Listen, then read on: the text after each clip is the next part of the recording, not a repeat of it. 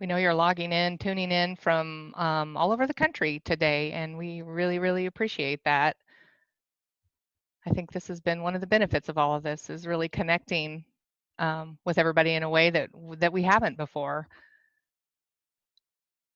I also pick up great decorating tips by looking around, seeing what you got going on.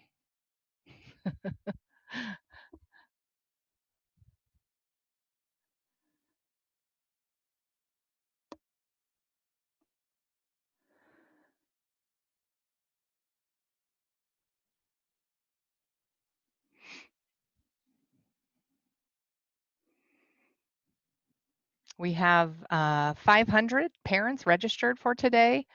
Um, so yeah, quite a few. We're logging on right now. We have about 250 so far that have logged on.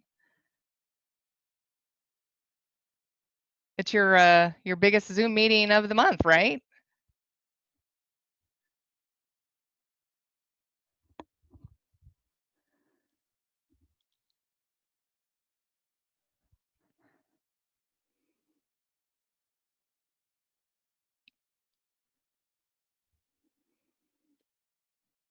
Melissa, I love that background.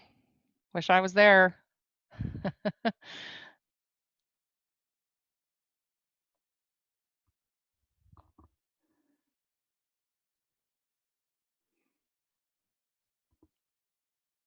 We'll give it just maybe one more minute here to see if more folks are logging in. We're a little over 300 right now.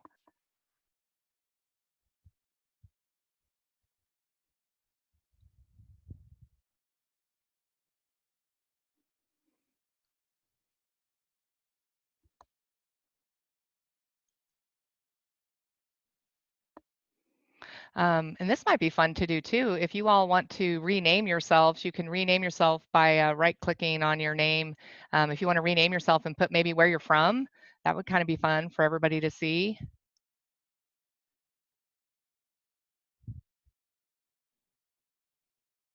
Maybe give yourself that name that you always wish you had. Whatever. We'll never know. We'll never know.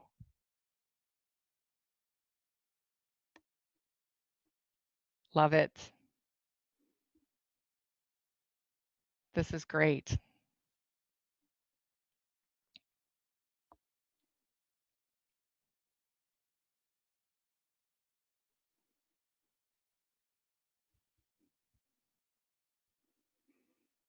All right. Well, we have a little over 340 people logging on right now. And again, just want to thank all of you for joining us.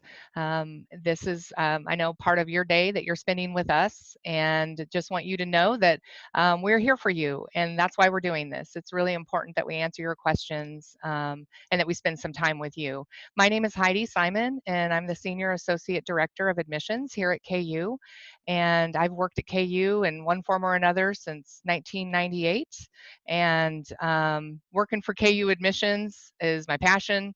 I deeply believe in what it does for your students. I'm a Jayhawk myself. My son is currently a freshman at KU, and it's been awesome to see it firsthand. So again, just want to thank you all for joining, and I am so excited today because joining you today, we have our Chancellor, Dr. Doug Girod. And he's here. He wanted to spend some time with you to share some updates, what's going on around KU. He wanted to see your faces. He loves to connect with you as well. So for right now, I'll turn it over to Dr. Girod. He is over all of our efforts on all of our campuses, whether that's the Lawrence, the Medical Center in Kansas City, the Edwards campus in Overland Park, our medical centers in Wichita and Salina, Kansas. He's got a big job. So we're super glad that he's here, and I'll turn it over to him.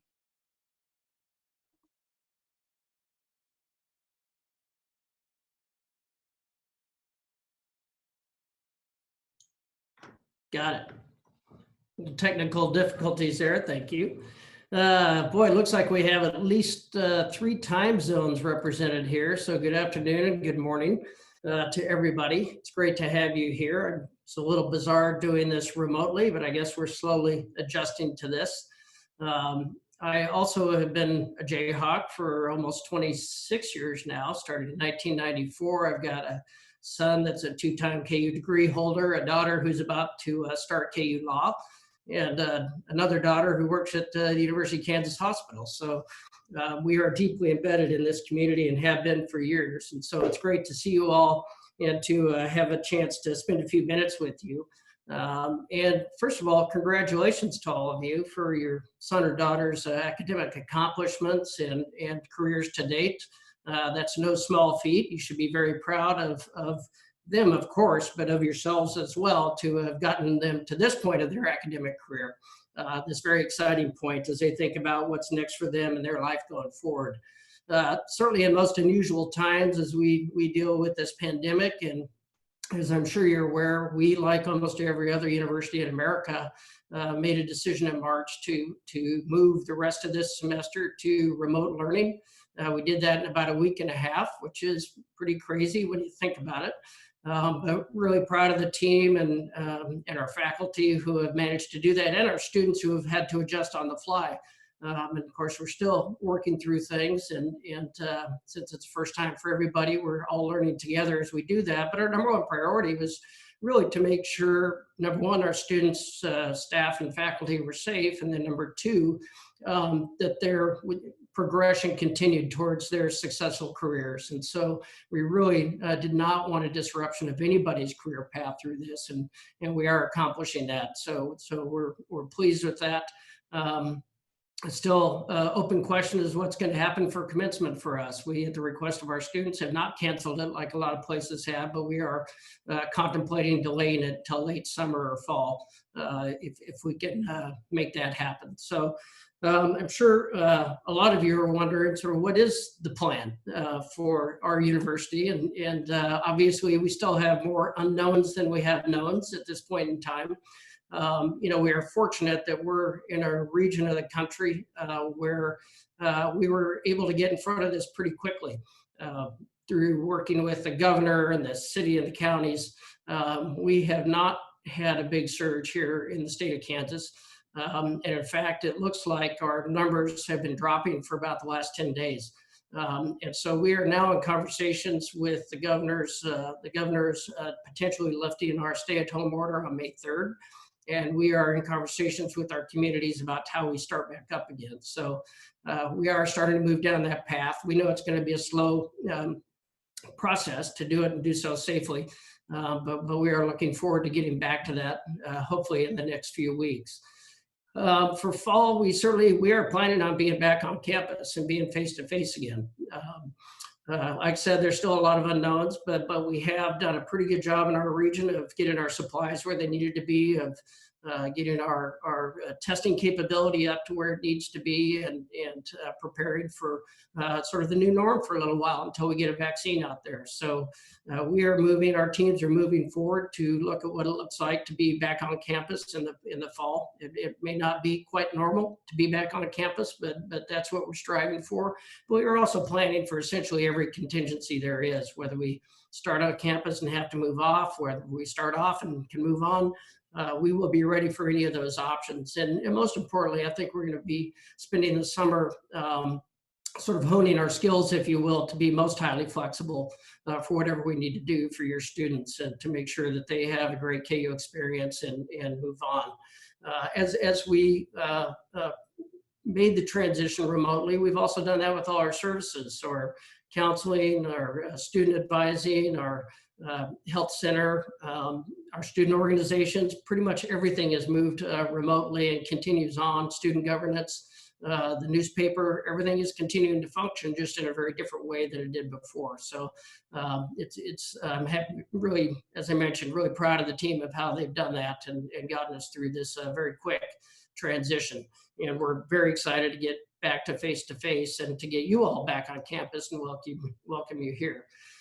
You're going to get a lot more information, I think, from the admissions team today, but I just wanted to say quickly that I see somebody from Portland, Oregon. Hey, I grew up in Salem, Oregon, just down the road. How are you?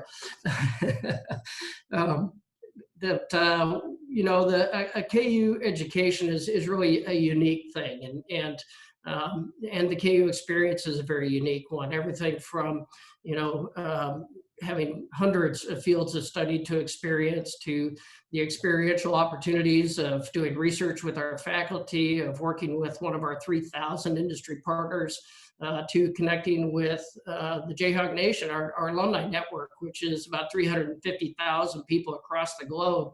And we have a platform, an app that our students can connect with those alumni in their fields of interest or their locations that they have interest in. And they can do that as freshmen and start to develop a mentoring relationship.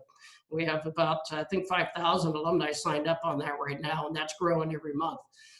So, our goal is obviously to help your student pursue their passion, pursue their careers in a way that really suits them in the most individualized way possible.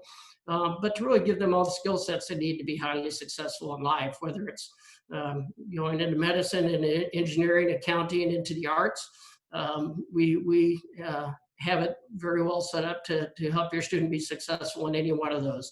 I guess if anything, the challenge I think for students is to decide what they want to do, because there's so many opportunities. We have some 600 student organizations that I'm sure they will find something that they're passionate about and can join. I think our most recent one was the Beekeeping Club, which started up last year and now has about 150 members. So if your student has a passion and they can't find that, they can certainly create it. So it's really been a wonderful experience for my students as they've come through it. And I know it would be for yours as well. And to join the very special Jayhawk Nation, there's nothing quite like it. So I just wanted to take a minute today to welcome you. I wish we were doing this in person. And I look forward to doing it in person, but we're really excited at the prospect of having your students on our campus, and I can guarantee you they'd have an outstanding experience. And with that, Heidi, I think I'm gonna ship it back to you. Great. Thank you so much. Appreciate you coming in. And, as he mentioned, we're going to be getting to a lot of those questions that you submitted. We are going to get to tuition and fees, enrollment deposit questions, orientation questions, housing questions, Greek life questions. We know those are still coming in, and then some of those important fall dates. And actually, our presentation is pretty short. Most of the time will be spent answering those questions that you have after we're done. But before we get full on into our presentation, I'm pleased to introduce to you our Director of Admissions, Lisa Pinamani-Kress, and she is also a Jayhawk. And I'm going to turn it over to her to tell you a little bit more about her, and then we'll get going into the presentation.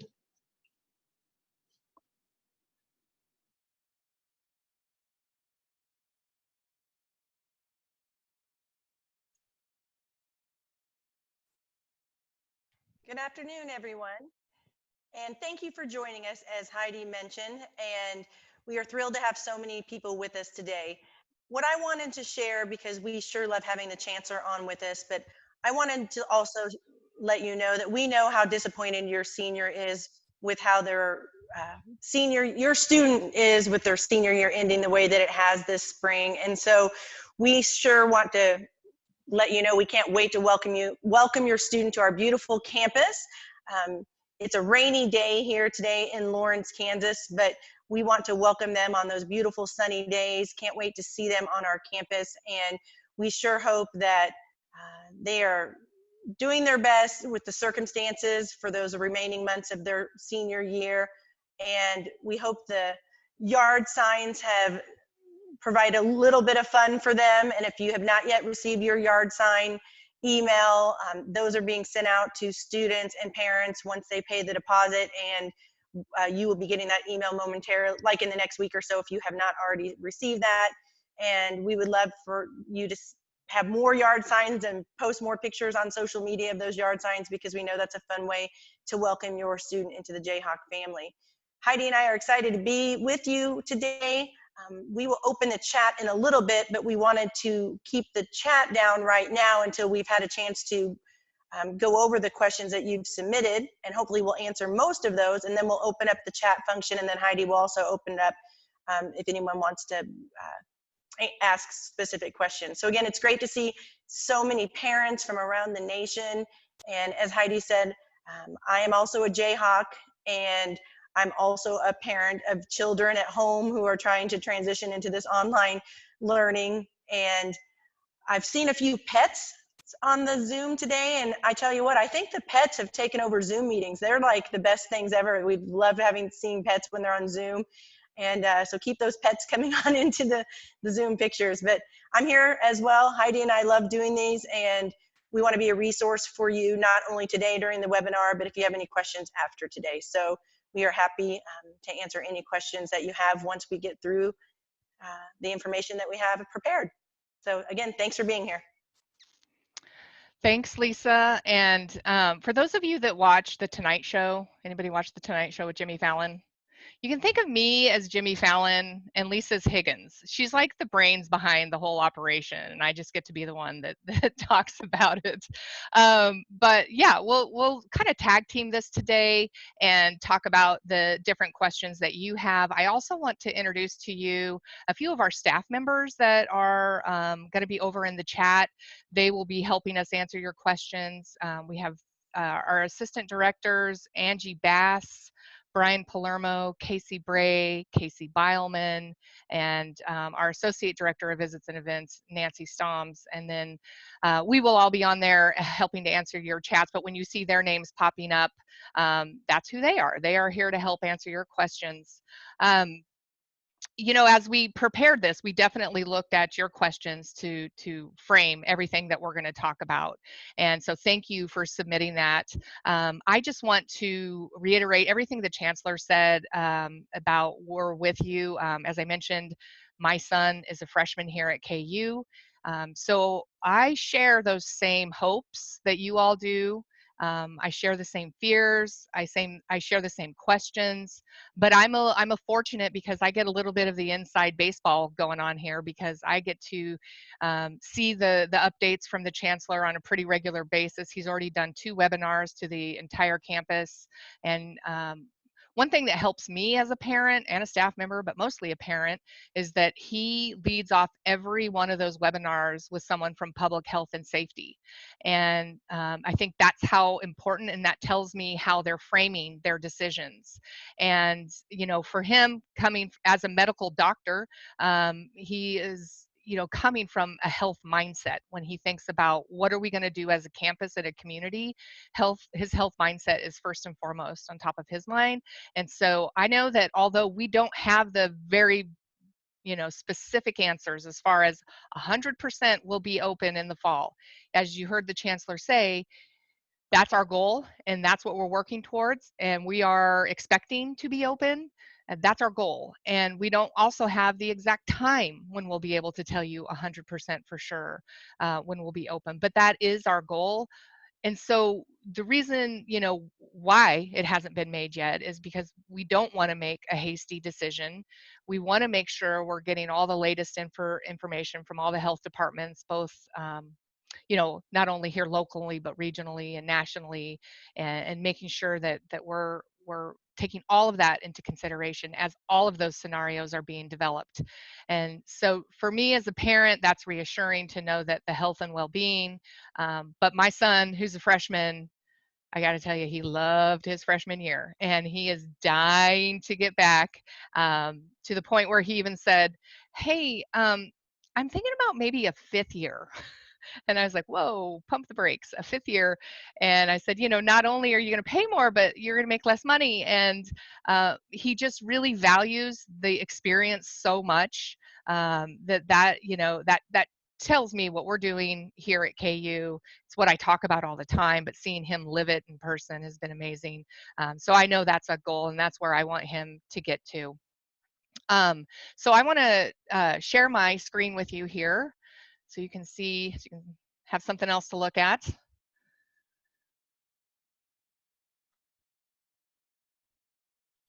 And first and foremost, I want to make sure that all of you have this information. Do you know where to go to for the latest, most up-to-date information about anything around our campus and the coronavirus? So pretty simple, coronavirus.ku.edu. One of your main questions is, what are we going to pay? What's tuition? What's fees? And we'll get to the fees here in a moment. But for right now, there are many, many committees that are working on the tuition component of how KU will operate. Again, if we're in person, everything pretty simple, stays straightforward. If we are online, believe me, your questions are being heard. What is the rate going to be? If I'm an in-state Kansas family, what's the rate going to be? If I'm an out-of-state family, what's the rate going to be? We understand that this is a different situation and where rates will be different because how we're delivering the information to you is different.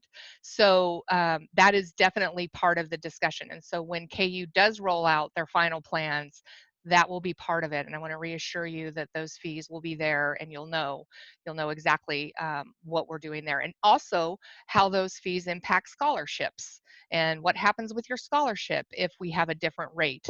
And so all of those things will be addressed. Again, certainly moving forward, that everything's in person, and none of that really changes. Lisa, anything to add onto that?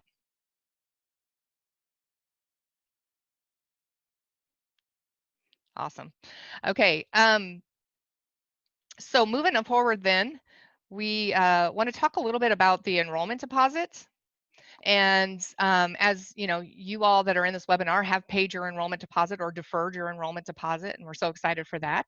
But you saw a lot of information that said we have refund flexibility until May 1. And that refund flexibility, we want you to know, will also happen after May 1.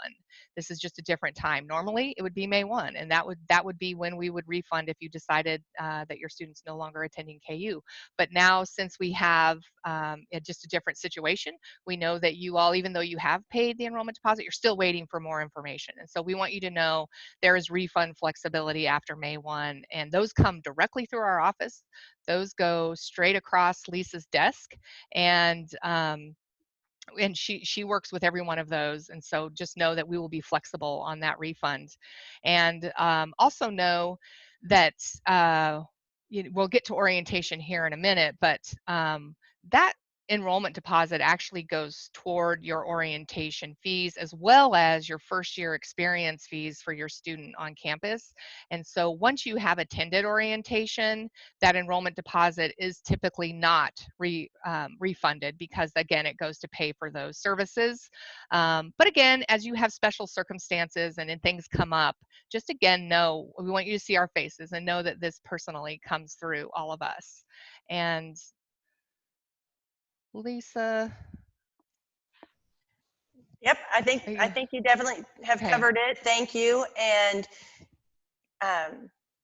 we certainly want you all to make the decision when it's best for you. And we know some of you want to wait until you know for certain, but we hope that today's webinar is reassuring you that it is our goal to be in person. And if any other decision was made, we would immediately be communicating that to you. We have heard from the parents that they want us to make sure to continue to communicate. So we will be sending a lot of emails throughout the summer with updates of where we're at.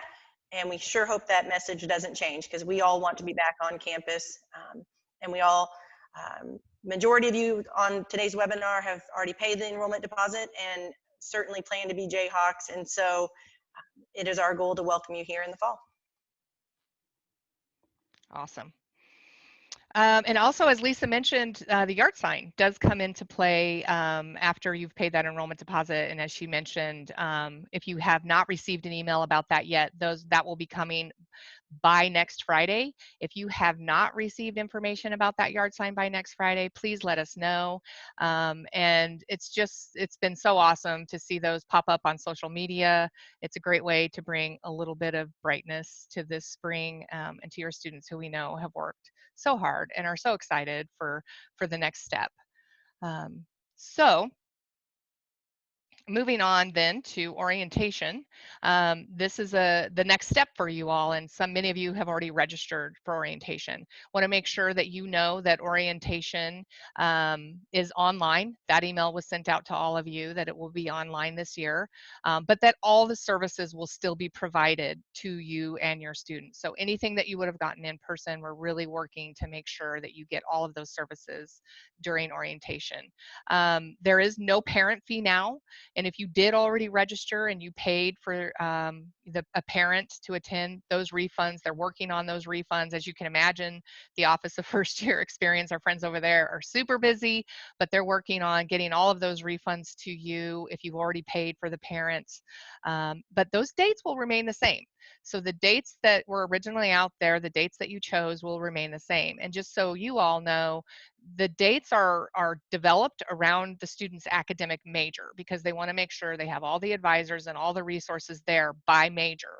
So the students will go by their major.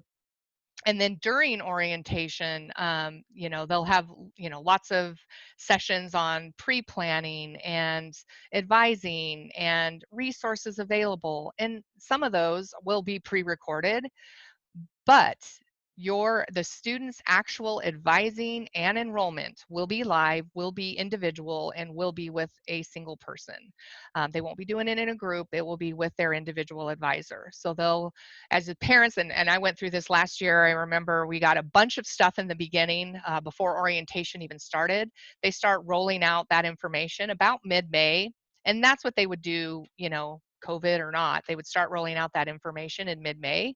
And then we got information like how to pre-advise. Go to this website and do these little quizzes to learn more about the KU core. That's our general education. And basically getting us ready for the day of. You'll get information on how to turn in immunization forms or any of the other things that they are requiring that you do. You'll get all of that information starting mid-May when they start to roll out all of the orientation information. And so some of that information will come by mail, and some of that information will be in your email and in your student's email. And if your student's anything like my son, email is almost non-existent in his world. So make sure that they are checking their email and communicating with you. You know, just make sure you're getting all those steps done. One of the biggest questions we have about orientation is transfer credits, and whether that's AP, IB, CLEP exams, college transfer credits. That's one of the biggest things we know you're concerned about. And so we have listed up here all of the websites that you can go to learn more about how those transfer to KU. The biggest question about AP, and this is a COVID situation or not, is that, oh, I don't get my scores until July, but I'm going to orientation in June. So how does that work? Well, first and foremost, when your student's working with the advisor, they just work directly with them and talk about, you know, what the classes they're going through, but they will advise them and put them in a class based on the factual information that they have at that time. And once they get their AP credits in, if something changes, then what that student does is just contact that same advisor again, and they'll make sure they're in the right class.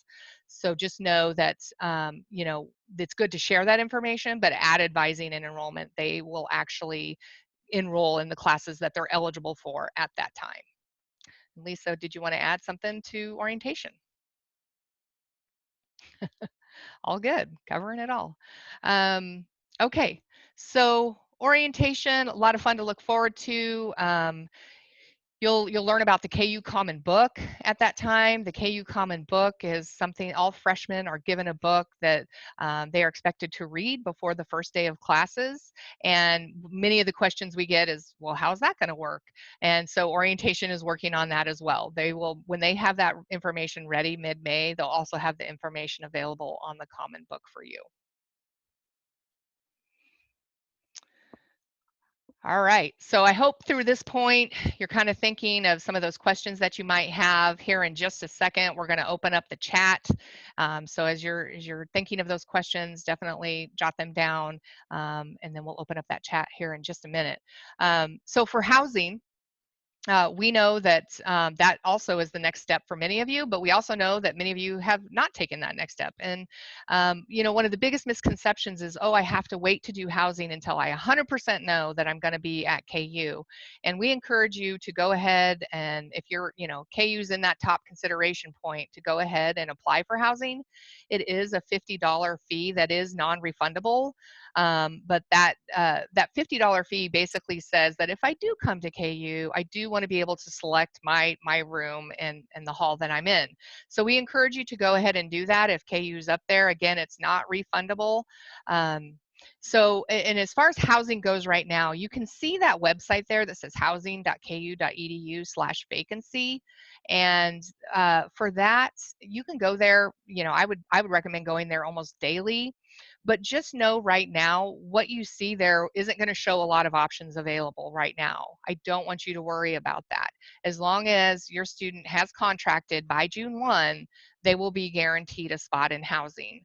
And I also encourage you to just keep going on there. If there's a hall isn't available right now that your student wants, to keep going back in there daily to check to see, because rooms open up daily, halls open up daily as people switch rooms, you know, pick different halls to live in. So just keep checking that vacancy and keep checking your student, where your student logs in to select a room.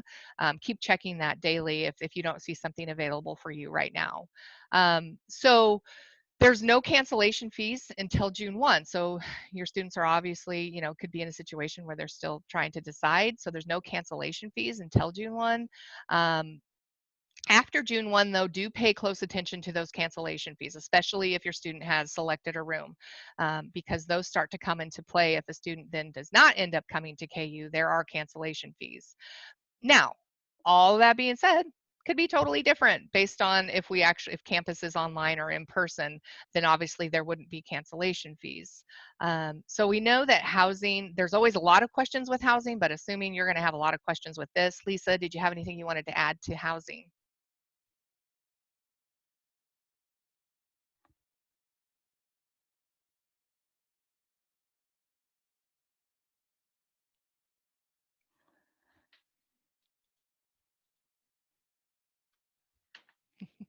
Hold on just a second. I'm going to see what's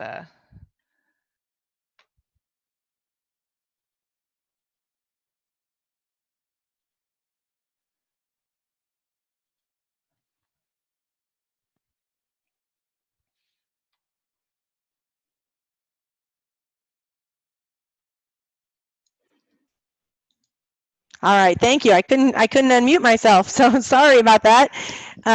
No, I just wanted to let people know that living on campus is such a great option, and we certainly, if your student has already selected a hall but they want to continue to look, as Heidi mentioned, tell them to keep logging on so that they can see. And we have had people ask, you know, are they doing different plans for social distancing or different things like that? And again, we're just watching everything, and we are certainly having many of those discussions. So there are so many different COVID committees on the KU campus talking about many different ways that the campus would look, and we want to always keep the safety of our students, faculty, and staff at the heart of every decision that we make. So again, we certainly hope to be open. We certainly hope to have the halls open. And then there are students actually living still on campus right now that did not have a home to go to, whether they lived out of the country or just different places like that. And we have done social distancing for them for the remainder of this spring semester. And so we've already got a model in place if we have to do anything different, and committees are taking that into consideration. But if you would have any questions for housing, you can feel free to reach out to them at housing@ku.edu. That's really the best way to do it right now, is to send an email, because they have staff monitoring that email regularly. We just encourage you to do that if you have any specific questions. You know, if maybe your student has certain food allergies or health, you know, anything like that, just reach out to them to ask those specific questions. And Heidi, I did want to mention one thing too, back on orientation, if you don't mind. If by chance your student had already registered for an orientation and then changed their major after they did that, I also encourage you to contact the Office of First Year Experience to make sure that date still has their major in it. And so if you happen, we had that question in the last couple webinars we've done. And so if that you did, like I said, if you already selected and your major was changed, if your student's major was changed before they selected, you're fine. But if it was after they registered for orientation, they should email the Office of First Year Experience, and I'll put both of those email addresses in the chat once we open the chat up. But I did want to mention that. I couldn't unmute myself on that slide either. So, so those were a couple things I wanted to add. awesome. Thanks. Appreciate that. All right. moving on then to Greek life questions. We did get a lot of those. And so for sorority and fraternity life, the first thing that I'm really excited to share is that tomorrow on Saturday from 10 to noon, sorority and fraternity life are going to be hosting basically a virtual experience for the individual councils. So the sororities are part of Panhellenic, the fraternities are part of IFC, Interfraternity Council. We have our Multicultural Greek Council, and we have our National Panhellenic Council that houses our historically Black sororities and fraternities. And they will all have their own individual experiences going on via Instagram Live. So if you go to that website there, you can connect with their Instagram. It's for the students, so it's a great way for them to learn a little bit more.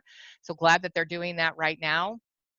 For sorority recruitment, they did want us to share that, again, right now they're planning to be in person. That would take place August 16th through the 22nd. The guidebook for sorority recruitment will be available starting May 1st. That's coming up here pretty quick, and that will have a lot of the information that we know you and your student have, and then the registration opens on May 18th. So everything kind of, really with all of this is COVID or not, is the way they're progressing right now. For fraternity recruitment, the only thing that's really changed there is they had expected to do a formal kind of in-person recruitment during the summer for some of the fraternities that are still offering spots, but that had to be canceled based on social distancing and the health department and the rules that are in place. So that's the only thing major that's changed there. Otherwise, everything else pretty much remains the same for the fraternities. For any of the men who join a fraternity that actually has a housed chapter, those men live in that house their freshman year.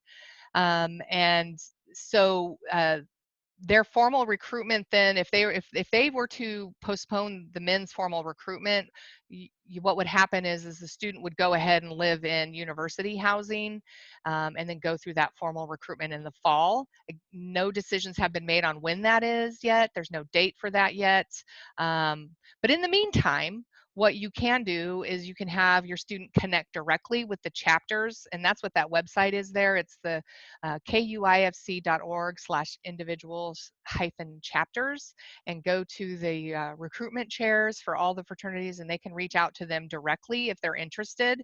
So the fraternities in general have a much more informal way of doing this. Quite frankly, they do recruiting for their next pledge class throughout the senior year typically.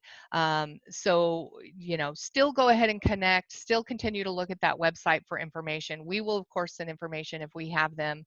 I do get a lot of questions from families that ask, what about housing then? Because we heard you say there's cancellation fees. So fraternities, men have a couple different options. They can, one, go ahead and just contract for housing and wait to select a room until they know for sure they're going to live in housing, or whether they're going to live in the fraternity. If they do go ahead and select a room, they just need to watch all those cancellation fee dates, because there could be fees that are paid if they do cancel at a later date. So just pay attention to those. Again, not in person, all of that kind of goes out the window. Lisa, anything to add about sorority and fraternity life? No, that covers it, but I'm going to add those websites to the chat here so that you can have those if you need them. And then this, if the women do sorority recruitment, they do move in the halls earlier as well, right? Yes. Yeah. So the last thing before we open up that chat, and again, feel free to turn on your video too if you want to ask it kind of live, but these are the important fall dates that we heard you ask about. And so as we are right now planning on being in person, move-in for the majority of our students would be August 20th. If your student's participating in sorority recruitment or band, Lisa, I can't remember if there's another one in that bunch that moves in early, that you would move in then a few days before before that actual move-in date. But you'll get information on that as we go along. And I want to put a big shout out for Hawk Week that takes place right as soon as your students move in on August 20th. Hawk Week is really that time when students get connected to other freshmen who are coming in, other new students who are coming in, and we design or Hawk Week so that it has resources available to your students that we know they're wondering about, and also just to connect them and have a lot of fun, like Traditions Night. That's one of the most favorite of the Hawk Week activities. But then we also have a job fair, or we have the organization fair, all the clubs and organizations that Dr. Gerard was talking about. There's a clubs and organization fair where they can go around and sign up for as many clubs and organizations that they're interested in. And so Hawk Week is really that way that students start to get involved. And we do find that students that get involved with Hawk Week and get involved with those organizations, they are the students that retain. They are the students that graduate on time. That's how important connecting right away with the campus is. So Hawk Week, big shout out for that. I know one of my questions right away is, when's that bill generated? So August 21st is when the bill is generated for the fall semester. So at KU, they split it up in 2 semesters, one for the fall and one for the spring. But a little insider tip, as soon as your student enrolls, there's typically a charge that goes on their account as soon as they enroll. So although the bill isn't generated yet, there's a charge out there. So if you were wanting to try to pay ahead a little bit before, as you can see, that final due is September 15th. If you're kind of wanting to break it up between 2 paychecks or credit card bills or whatever it might be, you can go in and pay as soon as there is a charge on your student's account. And so after they go through orientation and enroll, you'll know exactly how to get onto that account and take a look at it to pay ahead of time if you want. Otherwise, just knows that the bill, it will actually be generated. That will come electronically as well. It's electronic bill that your student gets and that you get. The first day of classes is August 24th.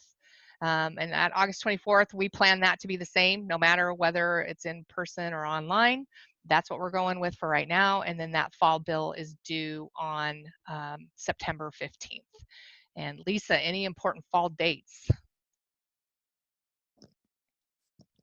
Nope, that definitely covers them. And that is, as we've been mentioning throughout the webinar, that is certainly the plan that we have right now for having students be Jayhawks. And we also plan, we are also making plans, since orientation is online.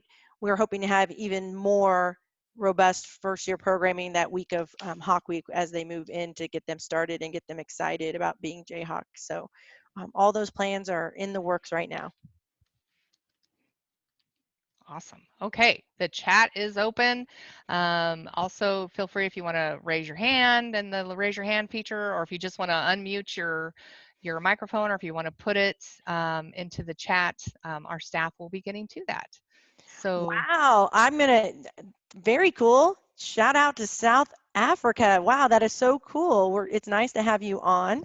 And instead of me typing some of the answers, we'll just walk through some of them, because it might be other questions people have.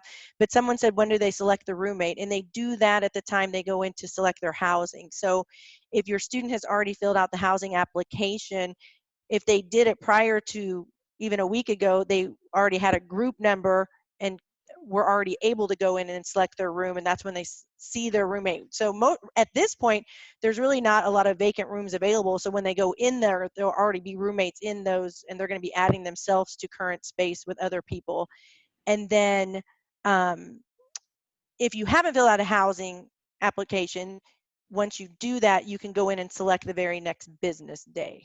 And then the scholarship hall wait list, we do not know. It's such a popular option right now, and it's a pretty large wait list, and they just actually can't give a timeline of when it would be. So it's basically, if they find out someone's not coming or not wanting to live in the scholarship hall, then they're going to just keep going into the wait list and putting people into it. So right now, if you're on the wait list, you should plan to select a resident hall room, because then they'll remove you from the resident hall room if you do get off the scholarship hall wait list and want that option instead.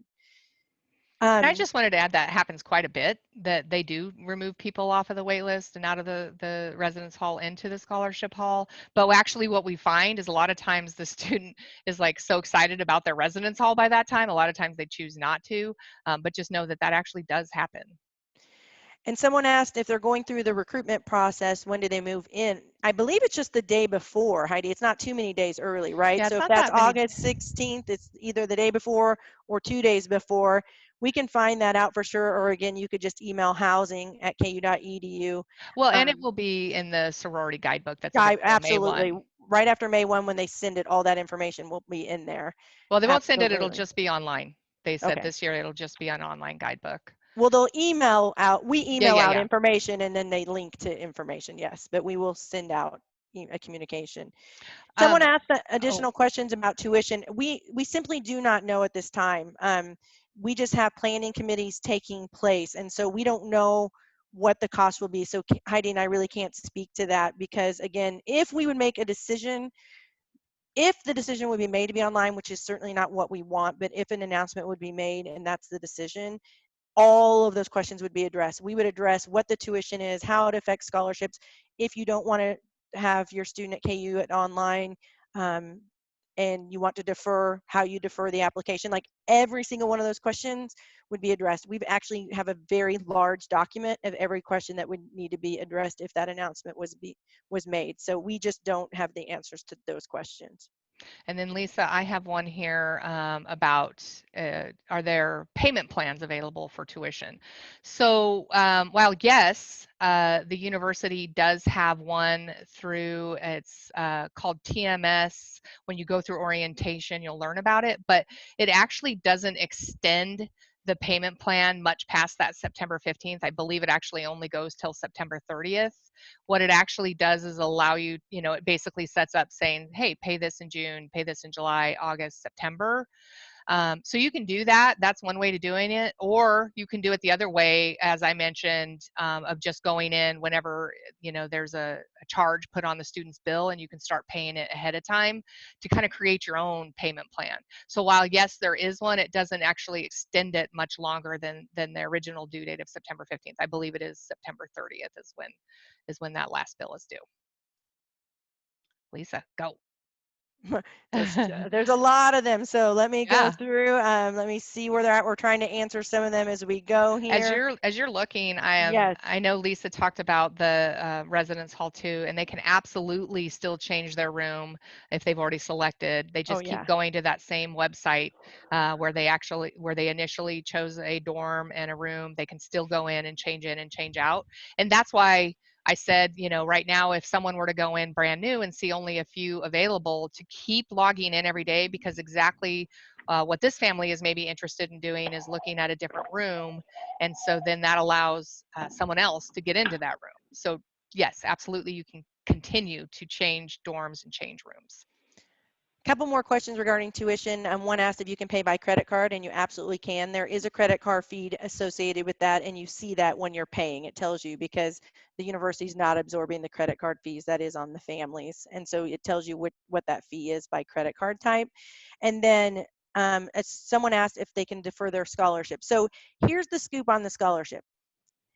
If we would move online, there will be a whole different process for that, and it again would be outlined if we were moving online and your student wants to defer to another semester because that's not what they wanted to start with KU, if we would move there. But if we're in person and your student simply just wants to take classes somewhere else, their scholarship is not deferred. So it's not a just simple answer, because it depends on the scenario. So if KU's in person, regular as progressed and stuff, and they actually take classes elsewhere starting in the fall, but KU is open, then they actually become a transfer student. They're no longer an incoming freshman because they've taken classes after high school graduation, and the transfer scholarships are very different than an incoming freshman scholarship. So, but we are working on what that process would look like if we were online, and how that would affect your scholarship and what students would have to do. But again, that would be outlined only if that online announcement is made. I saw Stephen asked, is Coach Self okay? I love I that know. one. I love that one. And I replied. I love that. Yes, he is. And at least I don't know if you put in the chat, but the self perspective. If you go to the KU Athletics, KU basketball webpage, he has been basically watching old games and commenting on it and Yes. giving his insights and his thoughts. And this is like my bucket list thing, to be able to just sit behind his bench and listen to what he says to the players Yeah, I and already what he wiped them out thinks. and I put the red check on it. So yeah, Read my- doing well there. And then someone asked about son is asking when he can choose his major or minor. If he listed that as still deciding and on his application, he can still go ahead and change that. Just let us know. If he's already registered for orientation, you definitely want to contact orientation and let them know, but he can do that major now. And then they usually do the minor selection once they're at KU. For the first and foremost, they just start with the majors. Someone asked if they've already paid the deposit and want to defer, can they do that? And yes, as of right now, I mean, you can do that anytime, of course. And if you defer at any time, you simply fill out a form and not a new application for up to 1 year. And I'll type in the website here in a second, but it's admissions.ku.edu/web/update. That's where they would update to a different term. But again, as I mentioned, if we are in person and they defer and they take classes somewhere else, they are then being updated to a transfer scholarship. They would have to see if they qualify for a transfer scholarship, and we actually don't offer transfer scholarships to anyone attending a different 4-year university. It's only for community colleges. And so if you defer and your student takes classes somewhere else and KU is in person, then they will not qualify for their freshman scholarship. And so you really have to keep that in mind as part of the decision making if you have a scholarship, and that's important for their experience at KU. But again, if we would switch to online, we would have all that outlined. But no matter what, at any point in time, students can simply defer to a future term by filling out a form, not filling out the admission application again, and not having to pay the application fee again for up to 1 year. So that would be until they could update their term for spring, summer, fall 2021 by filling out the form at the website that I just put in the chat. And so if you have any other specific questions about that, you can feel free to reach out to me directly. I had a question of when do freshmen men move into the fraternities, and that definitely varies by chapter and house. So they will get that information directly from the house, but it's usually right around the same time that everybody is moving into the residence halls and scholarships halls. It's right around that same time usually.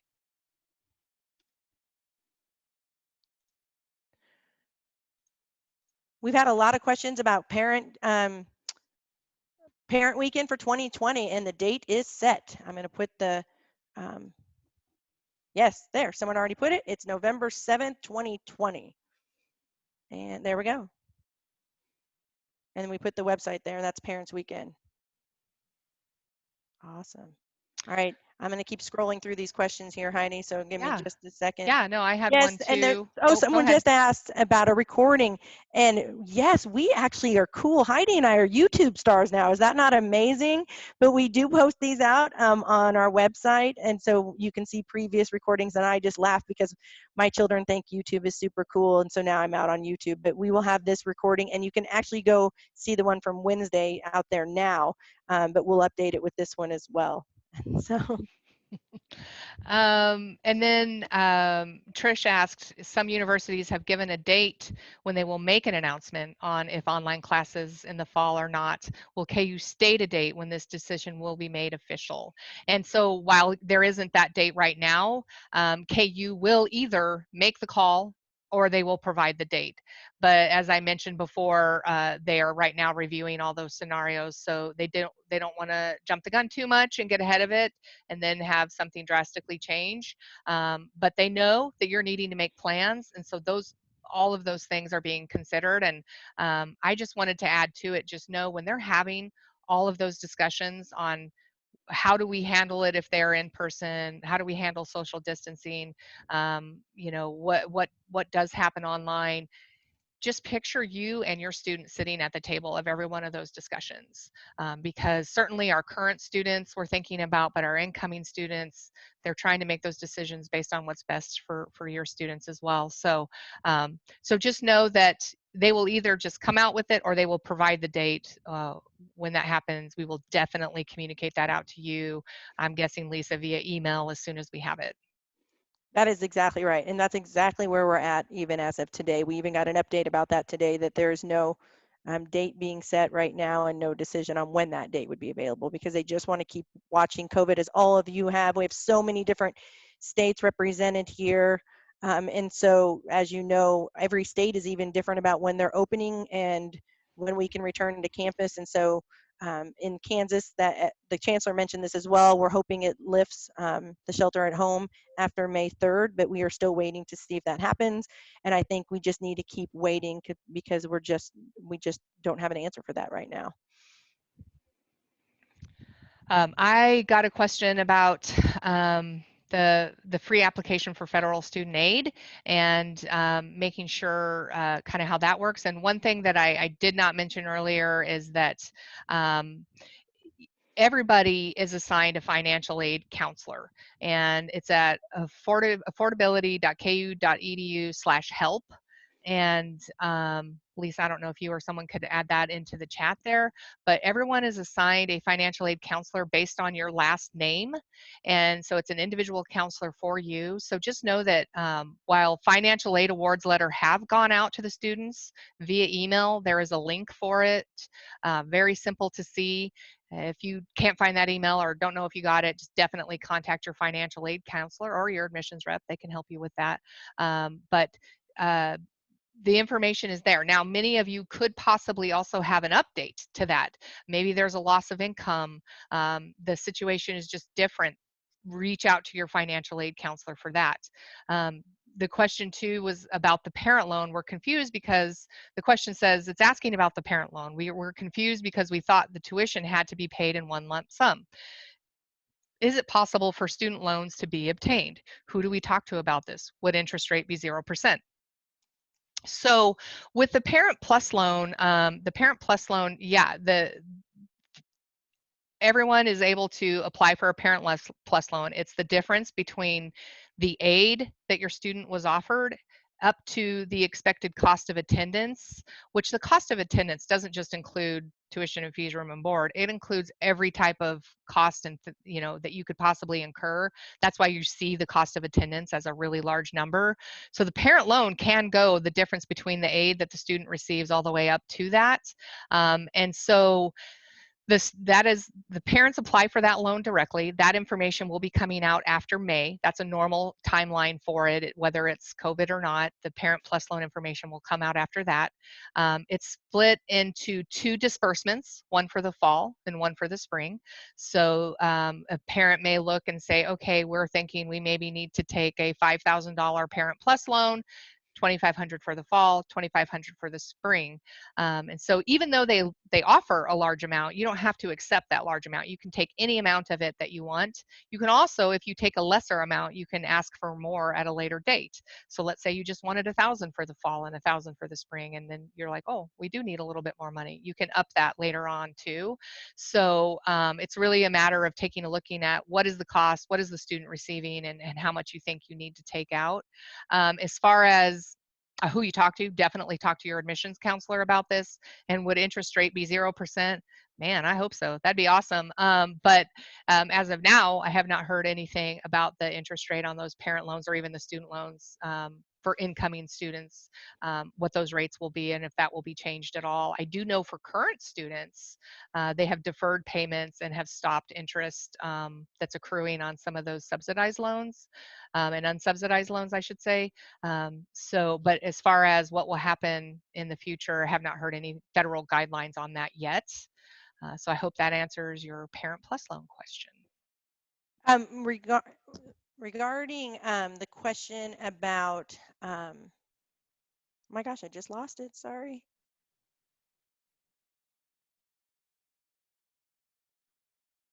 Let me find it, sorry. It was a question about, oh, There it is. Thank you. Oh my gosh, I scrolled too far. So there's two questions right here. What is the deadline to accept your scholarship offer? Guess what? We assume everyone wants their scholarship, so you don't have to accept it. It's already accepted on behalf of the student. So any merit-based scholarship your student receives has already been accepted on their behalf. So we just absolutely do not accept any loans or anything else. The student has to go in and do that and make that decision. But scholarships are already accepted if they've received a scholarship. And then the housing costs and charges listed definitely cover they are already set for any the academic KU academic calendar that is already set. And someone already answered the question in the chat, but I'm just going to share it with everyone on here. Someone asked if housing provided refunds for this spring when students had to move out, and we certainly did. The University of Kansas has just done an outstanding job with maneuvering the spring semester to online. They refunded students for housing if they indeed moved out. Now, if they're still living there, they did not, obviously. They also gave them credit for their meal plan because you could still use that in the future. And so they didn't refund the meal plans, but you have this now credit to use in future on-campus dining. And if you wanted the refund, you could fill out a request for it. And then we also did prorated parking for people who had bought the parking permit. So the university did an outstanding job of the fees that students had paid and did not fulfill those throughout the spring semester of returning that. And then we would, if that would happen again, then we already have a model in place of what we would do. Now, I will say we're still working on getting those refunds to students because it's been quite the process, similar to what Heidi said, is if you'd already paid for a parent guest fee for orientation, and then if you already paid for that, then we're still in the process of refunding that. So it does take a little bit of time, but we certainly are doing that for students. And so those were a few of the questions there, and we're working hard to do that. Someone asked about AP, and we have a really strong AP policy of awarding credit for 3s and above, and we are certainly doing that same process. And so if your student wants to take the exam, they can. Some of the other questions we've received before about AP is, you know, they might be in a certain major and they may not have felt like they complete, since the course was completed online, they may want a refresher. And that's just something they talk with their advisor about. You know, if they don't really want the credit for maybe calculus or some class like that and they'd rather have it taken again, then that's just something they should talk to their advisor and see what the best approach is. But once we receive those AP scores, the credit would be awarded to those students. And I will put the website there so you can see what credit is given for what for the different exams that we have. So I will put that out on the chat as well. And I just want to give a chance to, I know we have a lot of our staff answering those chats. I want to give a chance if someone just wants to unmute yourself and ask a question in person. I just want to pause for a second to give you that opportunity. Can we get a list of the questions and answers somewhere? That's a great question. As these were coming in, I was wondering the same thing. We know we have this recorded. We'll have to see how we actually export the list of the questions. Casey Beilman is our assistant director for communications, and she's on the chat over here. So I don't know, Casey, if you already know if there's a way to do that, but we will for sure explore that. And then for anybody who has attended, we'll send a follow-up note with where to find the chats and the answers. If you go down to the 3 dots at the right-hand side of the chat, you can just save the chat. We can. It's when we do it, it's in that notepad format. So we're trying to figure out how to translate it in a different format because it looks, you know, that notepad format is a little hard to read. Yeah, we've been saving them that way. So we'll see if we can make it a little more readable. And so another question was asked whether when's the deadline to accept the FAFSA? We are still working on that because we know, and we're just going to continue. It's usually prior to COVID, it's usually by the May 1 enrollment deposit deadline that you have to do that. And then financial aid lets you know that they would release any funds if you hadn't accepted them. They would give you a notification of that because we want to be able, if we have additional money, to reaward, like if there's any grants or things like that. But we are not doing that in May this year, and we are still discussing it. It will probably be later in the summer. And if you were awarded financial aid and had not accepted it yet, they would send you a notification ahead of time to let you know when that deadline would be. It doesn't, if you're confident you're coming to KU and you need to figure it out, I would go ahead and accept it, and then you can always let us know later. But there would be a time we would release if if no movement had been made to accept any of the financial aid package, like I said, except for, of course, the scholarships that are out there. So that's where we're at right now with that. I have a question. Yeah. Okay, so me and my son, we were filling out the FAFSA form, online for tuition fees and all that.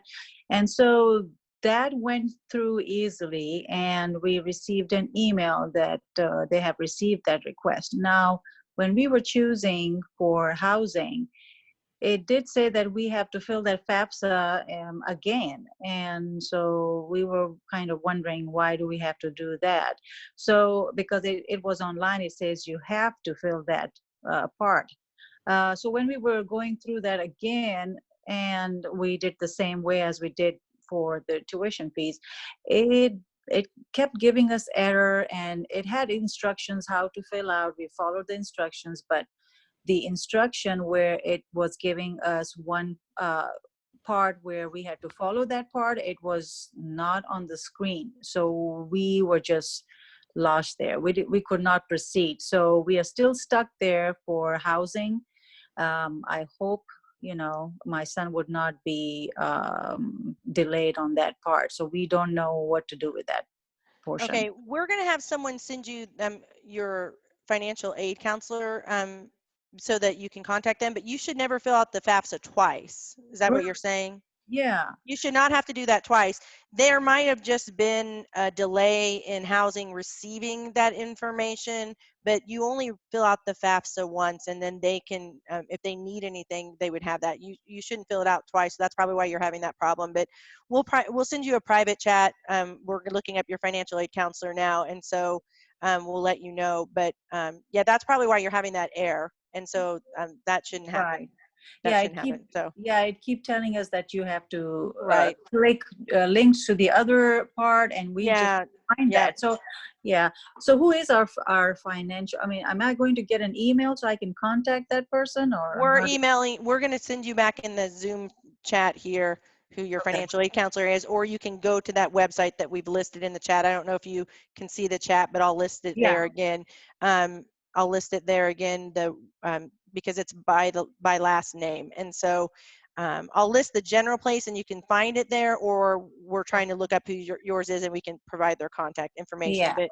But yeah, you don't want to fill it out twice. That'll just confuse the whole system. Okay. All right, great. Well, it was asking, but that's good to know. So I have pulled up the chat, so I will be looking for the address if you would kindly send. Oh yeah, is that the financial aid counselor? Is that? That's the one. That's where you go find your specific one. You go to this website, but again, we're trying to look up yours specifically for you, and if we find it, we'll let you know. Okay, so, thank you so much. Yep.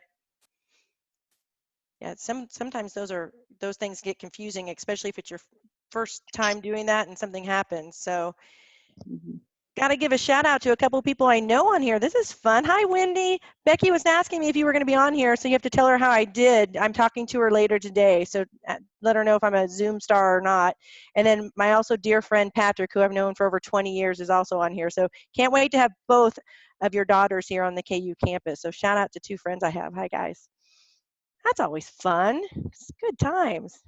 I don't know, is that fun or nerve-wracking? You should have probably told me afterwards so that I know people that on here. So your academic advisor will be given to you at orientation, but just know that may not be the official one in the fall. Just depends on how orientation rolls out. A lot of times it's the exact same person, and so again, you're going to find that out when you attend orientation. You will have that individual advising, and then your student will have that individual advising, and then your student can ask them if they're going to be their fall advisor or not, because it honestly depends on the major and depends on just kind of how the summer worked out. So that's where they get started now. It's not necessary to contact an advisor now The academic advisors are actually enrolling the current KU students in the fall, and then we start enrolling the new students in the June and July orientation. So, And just want to reaffirm too that someone did ask the question in there about individual advising at orientation. It will be individual with just an advisor and your student directly, even though it's online. oh my goodness, someone asked, do you have a recent picture of tulips? If you ask, I will deliver. Here you go. I have had this as my virtual background. I hope you enjoy the picture, but this is a recent picture from campus when we didn't get to enjoy the tulips. And I didn't take this picture. I can't take credit, but I did take a picture of, I did drive up here to see the tulips because I love it so much one day, but this was a picture that our marketing communications department did take this year so that we could enjoy the tulips while they were blooming, because you know they're short-lived. So I'm glad someone asked, but yes, here's a recent picture of tulips on campus, and I'll just keep it as my virtual background for now because it makes me happy, and I really miss seeing them while I was working from home. So And I want to that's fun give that someone asked that. I want to give a quick shout out to the Colorado families out there. I see you out there. That's where I'm from originally, from Fort Collins. Grew up, spent a lot of time all around the Front Range, from Colorado Springs to Fort Collins. So glad you're on there. Bronco fan myself. I don't know if that just got me a lot of haters on here from other places, but that was a good pick last night. It was a good pick. Oh, I wanted to address, someone had asked about the sports package.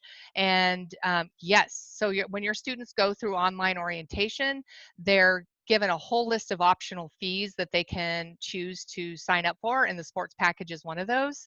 It's around $175 for the entire year, and that gets them access to all the sports: football, basketball, volleyball, soccer, baseball, all the sports that they want to go watch. And so they actually pick that fee during that time. And a lot of the times we get the question, well, how do the parents get the basketball tickets? And no, there's no package for the parents to have a basketball ticket. A lot of times the parents will just either buy a single game ticket if that's available, and if not, just go through kind of a second seller kind of situation there. But your students, if they buy the sports package, their process for that is for basketball. A lot of times you hear people talking about camping out at KU. Well, that means they're camping out for the best seats in Allen Fieldhouse. They're not necessarily camping out to get in. So by purchasing the package, they're basically given a time allotment of when they need to go in and activate games. So they're usually about 4 or 5 games at a time that they activate. And once they activate that game, they have access to get into that game. And so when you hear them talk about camping out, it's not getting in, it's just getting the best seats. They just have to activate it, for those 5 game packages at a time, or 4 or 5 game packages at a time. Then, yeah, they'll get their own camping groups. And oh my gosh, the camping group is a whole other thing. It's totally student run. And when they camp out for games, they maybe just have a 1-hour session that they have to be present at Allen Fieldhouse to hold the spot for their group. It's a whole process. It's amazing that it all happens, but it is all student run, and it's kind of a sight to see. A couple other questions I saw. I was scrolling up while you were talking, and I don't know if we addressed these or not, so I'm going to go ahead and address them. And one of them was, can you come over to campus and drive around and see it? And when can you do that? Well, you can do that now. Just know that campus is closed, and the majority, well, all the buildings are locked at this time until our shelter at home lifts. And so because over 90% of us are working from home, we can come up to campus and work in our offices if we want to, like Heidi and I are here today. But the majority of staff are working remotely. So I am putting this COVID website out there because it will always have the most up-to-date information if we are given permission to open campus. What we have been told is that we're going to do that on a rolling basis. They don't have the exact plan outlined, but we're not going to have everyone come back to campus at the very same day. It would be rolling. And so we would have that information on that coronavirus.ku.edu website, but you can certainly come by and drive around. You can get out of your cars and walk around.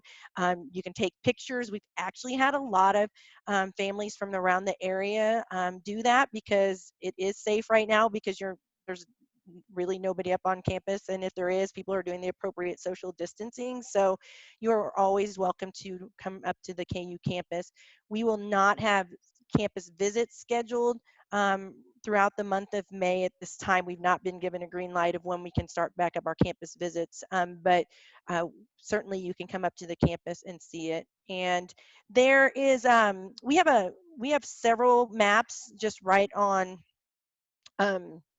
just on the ku.edu website. You can just go to ku.edu and just put campus map, and there's plenty of maps there available to you. And then the other thing that some people have done, which they actually have told us they've done, we have a virtual tour, and you can just go in front of one of the buildings while you're there and click on our virtual tour and learn what's in that building. And so that's another option that people can do.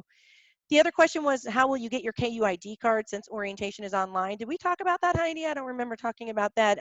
We actually, all that information will be sent in after May 1 with, so once you register for orientation, so you're not going to get all the details about orientation if you don't have an orientation date.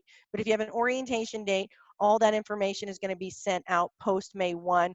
And that's what they're working on right now, like all the plans of things that you normally would do, how that's going to happen. So I haven't heard the final plan of how you'll get your KU ID, but that will be addressed either in the communication leading up to your online orientation or even during your online orientation. That is what they've told us at this time that they're planning to do regarding anything that normally would happen if you were here for orientation. Can I say something? Mhm. Okay, so this is for everyone who is listening. So this is my fourth child going to KU, and I have a sister in Abu Dhabi, and she's a physician. So she has heard great things about KU, and she said it's one of the best universities in the world. So everyone out there who's coming to KU for the first time, I'm telling you, you're in good hands. This is the best university I have ever, had good experience with my children. And all my 3 children who had been there before and have graduated, they had awesome experience, and they're all going to great universities for their majors. So just letting you know, you will be missing this good opportunity if you change your mind.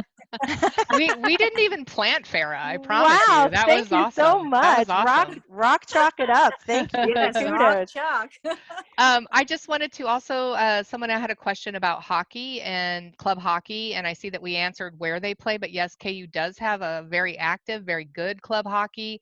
If you want to follow them on Twitter at Jayhawk Hockey, they're very active on there. They communicate very well through there. You can DM your questions directly on Twitter.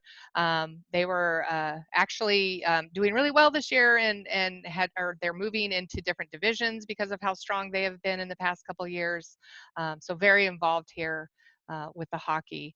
And I know I love that, of course, coming from Colorado and the Avalanche. I love to see it here too.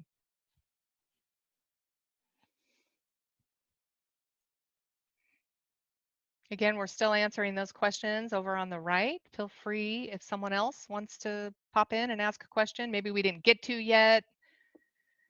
Maybe you're wondering about it. Someone asked about the orientation. We actually don't have the dates by specific major. Students see that when they register. So they go online with their online ID and sign up for their orientation session, and only the sessions that are available to them based on their major show up for the student. And so it honestly is based on major. So once your student gets to that point, even if they're not planning to register at this very second, if they want to see it, they can go online and see what dates are available for them based on their major. So yep, it is based on majors.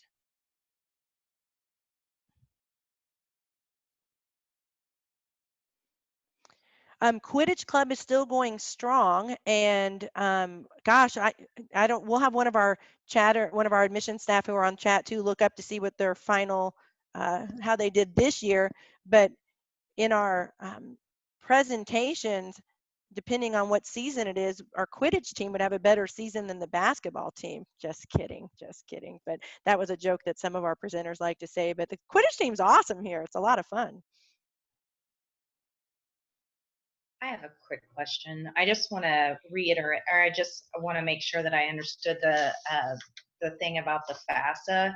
that typically you would have to have it accepted by May 1st, but given the circumstances, that's not a hard deadline right now, May 1st. Is that true? That is true. Okay, I just wanted to make sure I That is, heard that that is true. correct. And financial aid would send you a notification ahead of time before just canceling the aid. Like we'll send some kind of notification out if we were going to do that. Okay, But it is not the normal May 1. okay, thanks. Mhm. And if you've paid the enrollment deposit and done all of your steps already, like you're already in that status, this is only for students who haven't even done next steps at all. So like someone who's not even paid the deposit, things like that, will eventually have that aid cancel at some date. Okay, so for example, if we've done everything up until just accepting The aid. then May There's 1, there's still a date later in the summer that they would right? cancel, but it won't be in May. It will All not right, be in May. and they would let us know. I they'll just let want you to know. make sure. I just wanted to make sure that I don't miss it when I need to, Right. because like, And like I said, I'm a teacher too, so like just trying to grasp my head around everything that I'm having to do, both for myself and to high school students, just trying to get it all, you right. know. Yeah. Trying to juggle it all. Right. Definitely. Right, and it's Mhm. pretty interesting when you have someone trying to teach and two kids in a Zoom class at the same time. So it's been interesting. That has to be fun. Yeah, let's make sure that we've strategically placed all the strong Wi-Fi spots in the house, and that's where everyone is located. You know, So, that's actually why Heidi and I come up here, because we both have boys, and they're always either gaming or on their yep. phone or whatever, and we're like, we can't possibly allow our internet to have any difficulties while we're on our Zoom, so we leave the house. Yeah. All right. Thank you so much. You're welcome. Yeah, my freshman son tuned in for the one we did on Wednesday, and he's like, "Mom, you look like a legit gamer." I don't know. That's a good thing or not, but Hey, the headphone set's cool. What are you talking about? I have a quick question. Yeah. My son got into the ROTC program, and we're out of state, and they, I believe his rates should change to in-state rates since he's in ROTC. Who do we contact to make sure that that gets switched over? We had sent that earlier in the chat, but we'll resend it so it's more visible. You have to contact 2 different offices just to make sure. Well, you can start with one and then they'll let you know there's others, but we have both a veterans office and a residency office. And so we'll send them there because that's not our admissions office, but you definitely want to make sure you have that set, and you can just send an email and we'll send it again. And someone else had asked that earlier and we had responded, but it's probably way at the top now, so we'll just add it again. But and I would anything also related to residency, you have to start with the registrar's office, and then but we have an awesome veterans center as well, so if you needed to reach out to them, you could do that too. Yeah, and I also, ROTC works directly with all of these kind of questions as well too. So if you have a contact there too, I know they're in direct contact a lot with residency and military affiliated services center. So any of those should be able to help direct you. Someone asked about the FAFSA, that actually the FAFSA information is sent to your student's email that they applied. So if they happen to put a different one on the FAFSA, it's not that email, it's the email the University of Kansas has in our system when your student applied to the University of Kansas. That's where all their KU emails go right now, is to the student email on their application, as well as the parent email that was provided on the application. So if you happen to fill that out differently on the FAFSA, that did not translate into our office. So it's whatever we have on file, and it's being sent out that way. And we do send out, when you file the FAFSA, the student award letter is sent to the student, but we also send a parent notification as well. If for some reason you have not received that and it's been a while since you filed the FAFSA, you can email your financial aid rep again, or even the general financial aid as well, and they can look into it, or even resend the award letter. And there's a question on here. Sorry, Andover, Kansas, if you had to ask it a couple times, we didn't get to it, about the freshmen getting a parking pass. And yes, KU freshmen are allowed to bring cars. Therefore, they are allowed to have parking passes. They sign up for those. They can sign up for that. It's one of those optional fees that they can sign up for at orientation that allows them to park in certain areas for housing. And they'll get a map that shows them exactly where they can park. Now, obviously, it doesn't guarantee them the spot right next to their residence hall, but it does get them a parking pass for housing for any of the housing lots.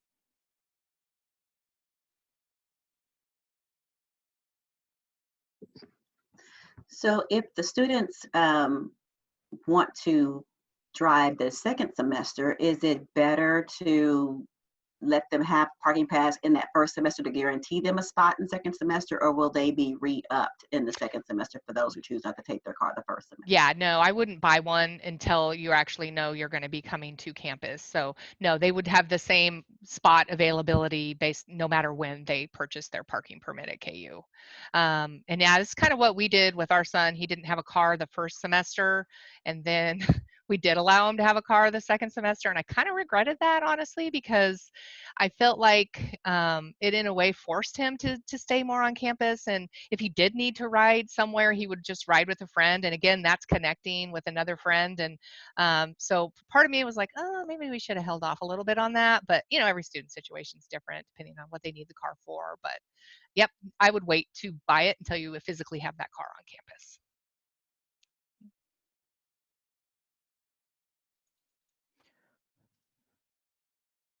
Someone just asked about sororities for the fall. I'm not sure if you mean current students are going to move in. New students don't live in the sorority houses. They usually typically move into a sorority house the second year. So they live in resident halls or wherever else they might live. But I don't know if your question is asking if sorority houses are going to be open or not. We have not heard any differently. Have you heard that, Heidi, on fraternity or sororities for the fall? No, they're kind of moving forward too, as if we'll be in person. And so at this point, fraternities are still planning to be open and have their members live in their freshman year.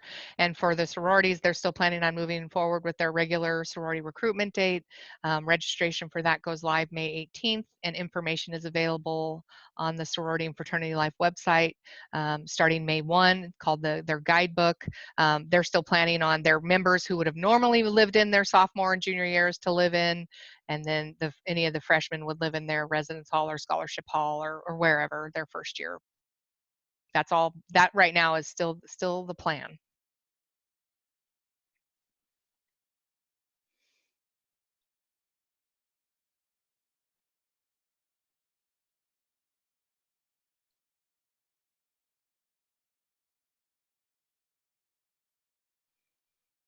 Yeah, someone else asked another sorority question, and I'll send out the links again, but you can find out the information. And again, sorority information is being mailed out after May 1 about how to register for sorority recruitment in August, as well as just all the details regarding related sorority. And then, as we mentioned earlier, the fraternity process is quite different. And right now you have to contact individual chapters until it's determined about formal recruitment for the fraternities. But we'll add those in the links as well.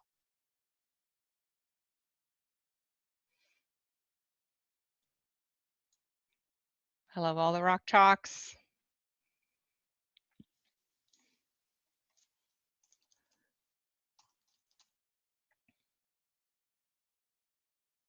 Again, feel free to turn on your mic if you want to ask a question.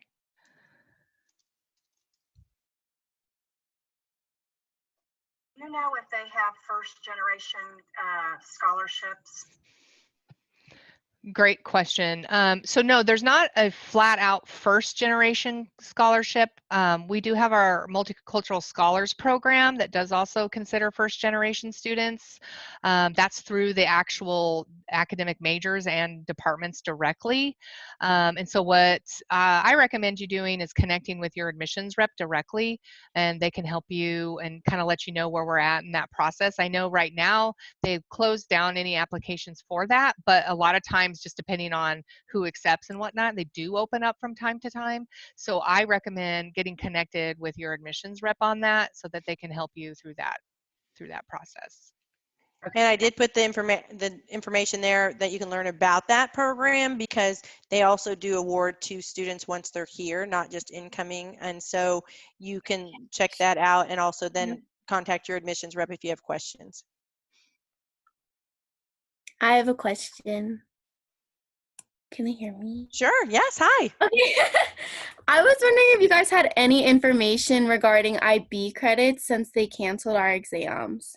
Right. We're being kept informed of what they're going to do for IB. And so whatever in the International Baccalaureate program proposes about how they're going to base your score, what we've been told is they would still give us an estimate of what your score would be. And so as long as we receive that, then it would be the same process. Is that is that the information you're getting as well?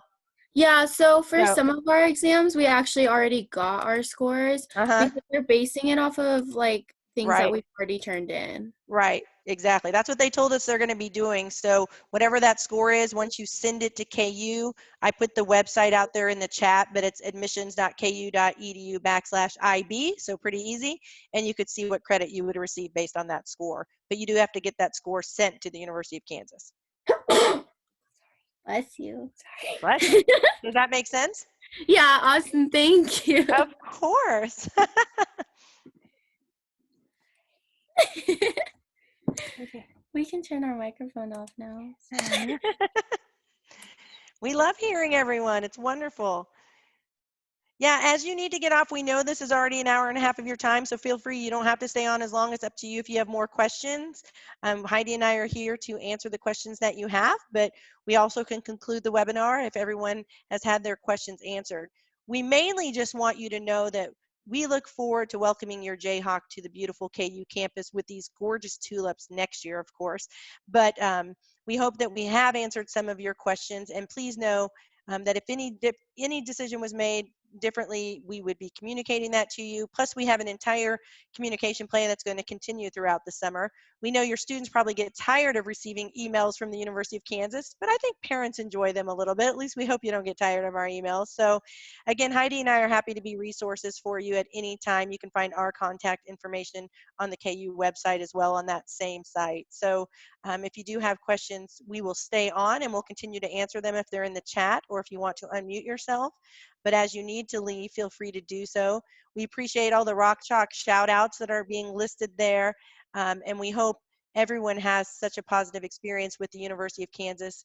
And we wish your student a wonderful remainder of their senior year in whatever their graduation looks like. And again, keep those pictures coming with their Rock Chalk Ready yard signs. We sure love having those on our social media. So again, we're going to we'll stay on here. We're not hanging up or anything like that. We just wanted to let you know if you do need to leave. We know it's been an hour and a half of your time already. We are going to continue to have additional webinars for any parents who were unable to be here today. We have them scheduled throughout the month of May, and so we will continue to have them to provide information. So we hope you did find today helpful. It is Friday. We hope you all are planning some wonderful weekend plans. And so again, we'll keep answering any questions that you might have. And also, if you guys have any questions for me personally, just as a parent going through this last year and having a freshman there now, I'm happy to answer any of those direct questions. Keith, I love that background. And Keith, I believe you also asked about the business, double majoring with business analytics, or maybe that was a different Keith, but as far as double majoring, what goes along well with business majors, especially the business analytics, is what I recommend is when you attend orientation, you'll go to the business session, which will be led by the assistant dean. And I would ask that very specific question there. They're not going to worry about the double major so much from the very beginning, but they'll give some ideas of what students usually do for that double major. I know a lot of times our business students will double major in economics. A lot of them will double major in journalism, strategic communications, and some of them, the real diehards, will go for some type of engineering business double major. And if that's the case, if engineering is at all an interest to your student, they should definitely start with engineering, because that's a very prescribed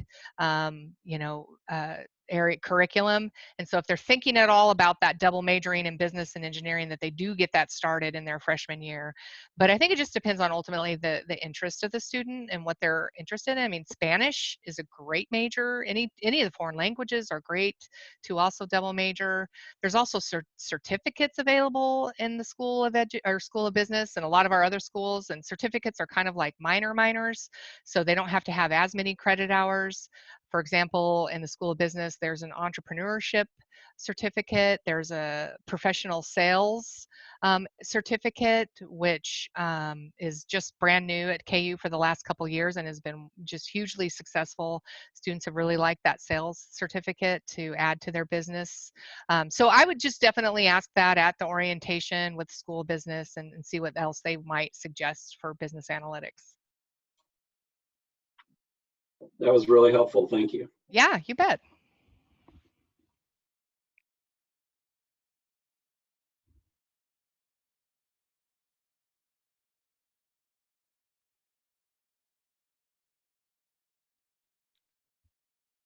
We love reading all your chats. We are so excited to have your students as Jayhawks. We love it when they know immediately, like they know it's the right fit right from the start. So we want them to definitely have that experience. We know that this has been such an unusual spring for everyone and especially disappointing for seniors. So we sure don't want to disappoint them with a fall start, especially to be a Jayhawk and have that experience. So we have our fingers crossed. We certainly want to be back here.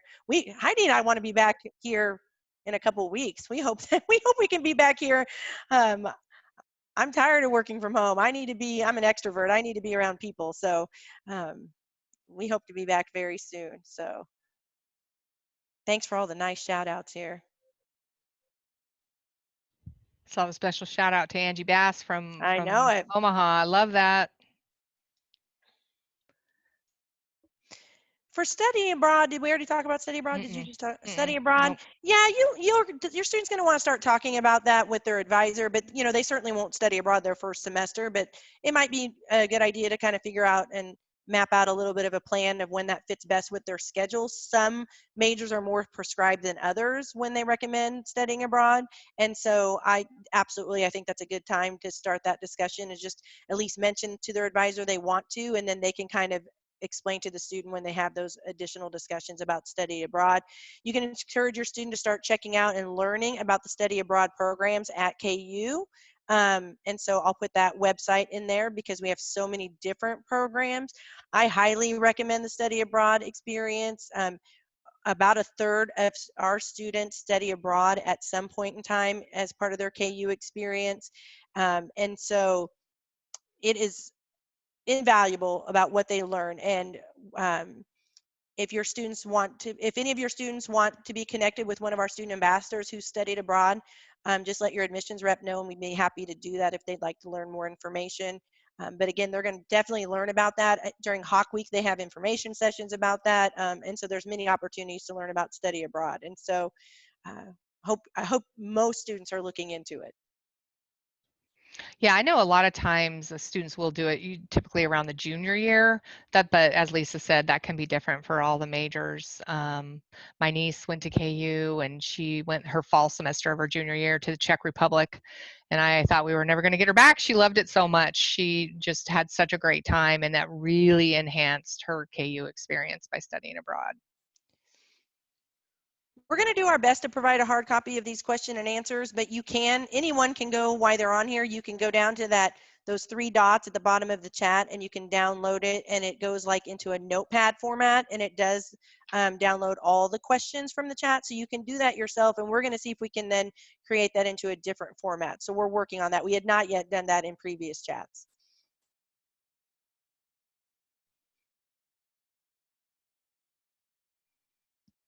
But we will have a video recording, but as you all mentioned, the video recording does not mention the questions from the chats.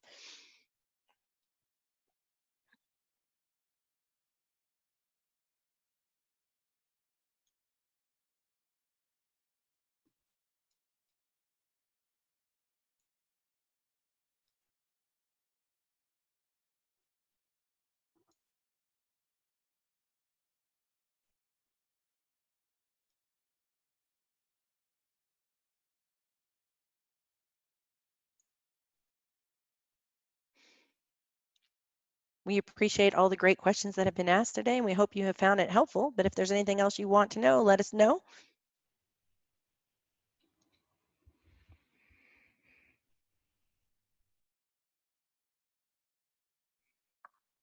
I have a question for you Yeah. that you may have addressed, and I walked away for a minute and I came back and you were talking about tuition. Our son is, I heard the comment about ROTC. He is attending on the full national scholarship with the Marine Corps. And they do the first week they have to pass their physical and then it activates. Do we have to pay tuition fees prior to that date? So no, we don't have to do anything. No. And so if you your first bill is due September 15th. So there's quite a few weeks there between school starting and that happening. So you want to make sure you're paying the bill that's the accurate assessment. So if it's listing out of state until that takes place and then it's going to be updated, you're going to want to make sure it's the correct amount.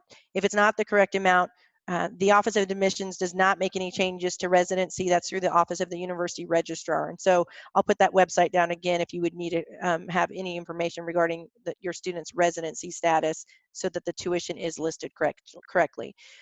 So when your student was admitted to the University of Kansas, their admit letter was from me. It came in that blue envelope, and for many students, it was a really long time ago, but the residency status was listed there. And so if they truly weren't out of state and they're supposed to pay in-state, and they would have to make sure they fill out all the paperwork. ROTC usually takes care of that for the students, but again, you just want to make sure the correct assessment is on that bill before you pay it, and that would be due on that September 15th timeframe. And then I see a question on there from Aurora, Illinois. Is the housing enrollment fee returned if the student goes into fraternity housing? So first of all, the $50 application fee is non-refundable for any student for any reason. It's basically just like an application fee like you pay when you apply for admission. It's an application fee. So that's not ever refunded.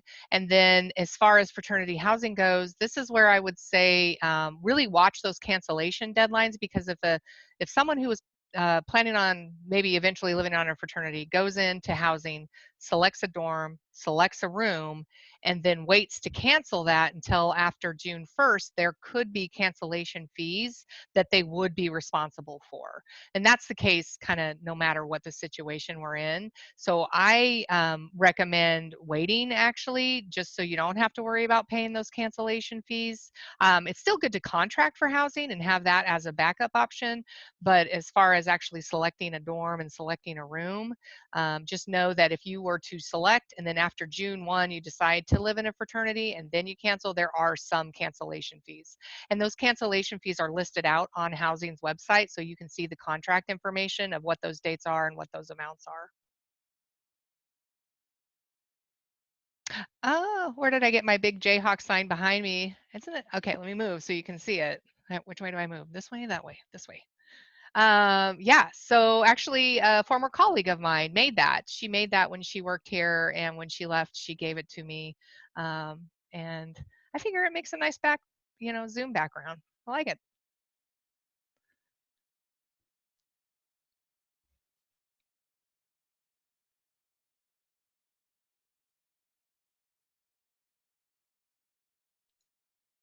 I'm adding the housing cancellation website to the chat now so that you have it. Takes a few clicks to get there on the housing website, so sometimes it's nice to have the direct link.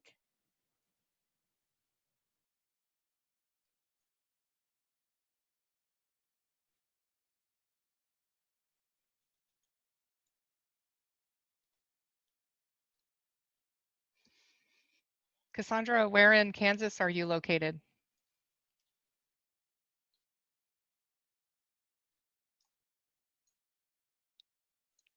Kansas City. Sorry, I was Yeah, getting- no, that's okay. So I'm in just north of Kansas City. Okay. A town called Platte City. Yeah. Real close to the airport. Yeah, that's handy. Yeah, it is. Yeah, a lot of our out-of-state families ask a lot about the transportation from the airport to Lawrence, and there are shuttles that do go back and forth, but it is truly amazing. Like, students just seem to figure it out. I don't know if it's our North Kansas City families that end up helping giving these student rides, or how they just figure out a way. They figure out a way to make it work. But yeah, we get quite a few students from that North Kansas City area. Yeah, there's quite a few, I think, going that I've seen posting signs and stuff from our school. Oh, So yay, that's I think there's awesome. quite a few seniors coming that way. Do we have any alumni on still? Any alumni?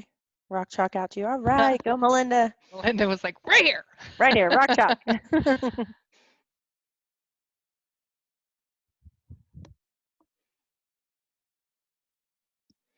Are you guys all ready for the weekend as much as we are? It's almost 5. I mean, what's a weekend though, right? Like, I know. I don't know what the difference is anymore. I know, right? Well, the weekends are bizarre because we don't have as many sports activities and things, so they are very different. Kind of nice, really. That's been a long enough break. I'm ready. I need some baseball. I need some baseball in my life.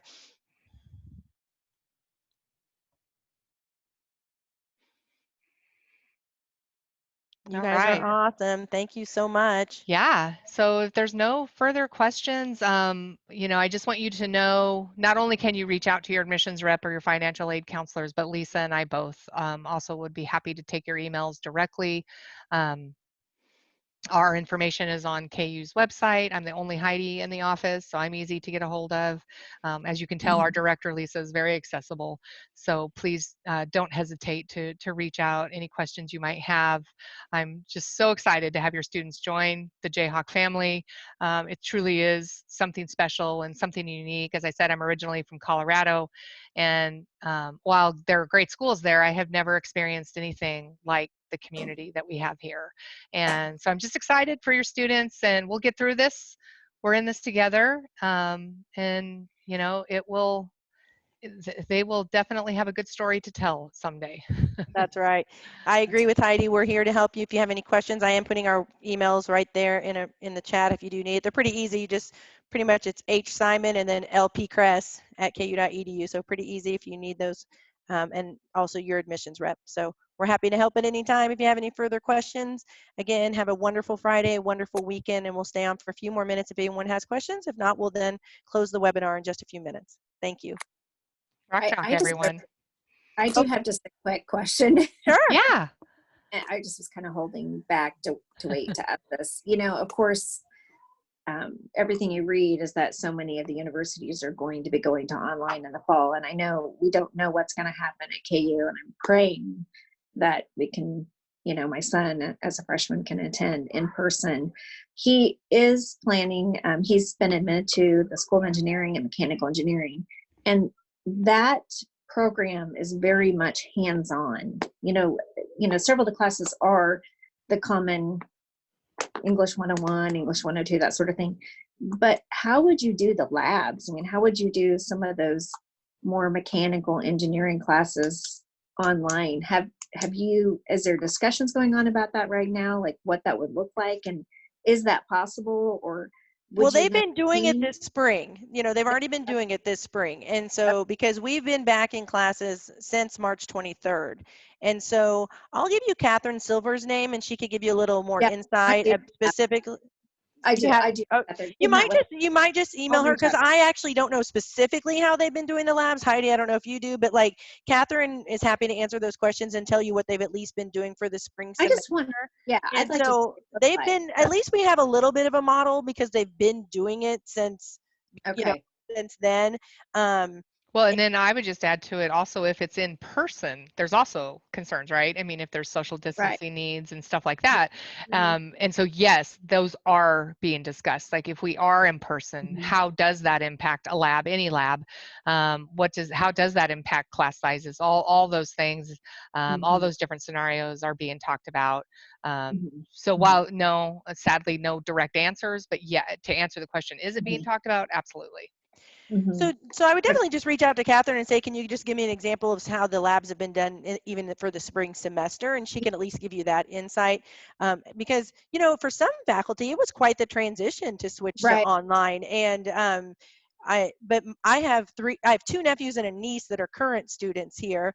And they said it honestly depended on the class this semester about what their class looked like. It was so different per class, but they certainly did have all their classes online. They had expectations online.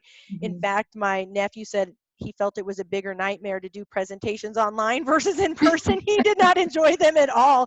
He was like, I'd rather just be in person. I don't like doing them on the video to this whole class. So he did not enjoy that part of it. So he's very anxious to get back for some of his classes. But so they, you know,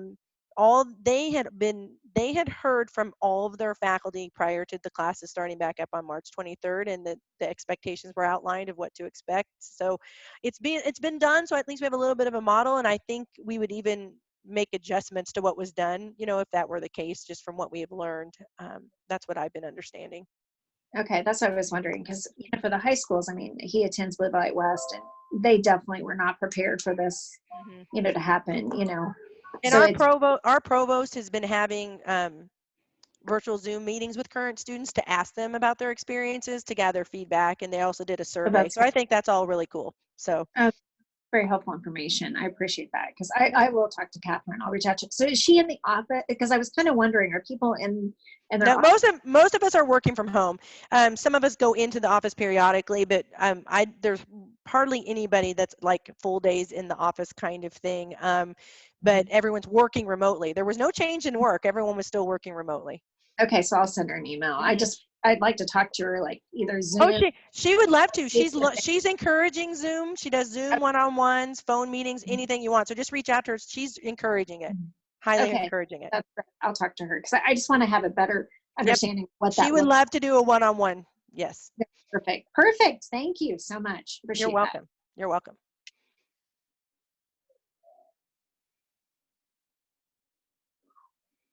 You guys are great. Thank you so much. But that's a great question. Yeah. Thank you. Thank you again. Thank you for this. Rock chalk. Rock chalk. Yes. Rock chalk. Absolutely. You have your yard. Do you have your yard sign? I hope. Oh, we do. We do. We have our yard sign. It's Okay, really good. Thank you for that. That was great. It was exciting to see that come right at the door. Nice. And my husband and I, we're both graduates of KU. So, and this is our oldest, our first. So to go off. Oh, wow. Yeah. Yeah. So big change. So you want it to be the right experience, right? We do. We do. I mean, because we enjoyed our experience so much at KU, and, you know, we just hope it looks similar to what we experienced. Right. That's what we're hoping for. Thank you. That's what we're all hoping for, right? Right.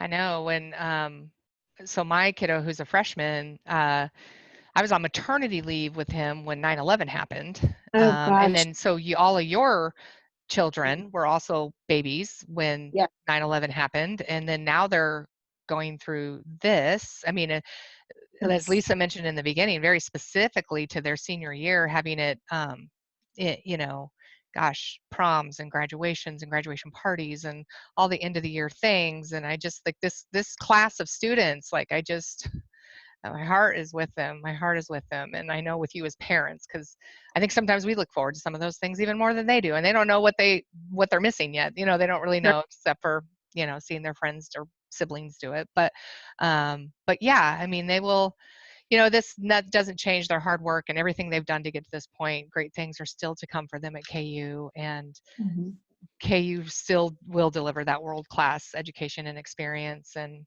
just may take some bumps in the road in how we do that. But yeah, it is the place that you remember it being, and that is absolutely, yeah, great education, that's for sure. Yeah.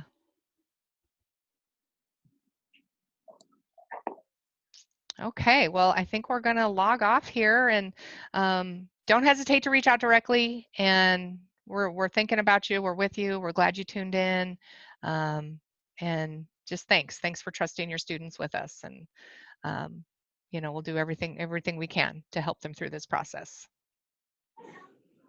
Thank you. You bet. Take care, and rock chalk, everyone. Rock chalk.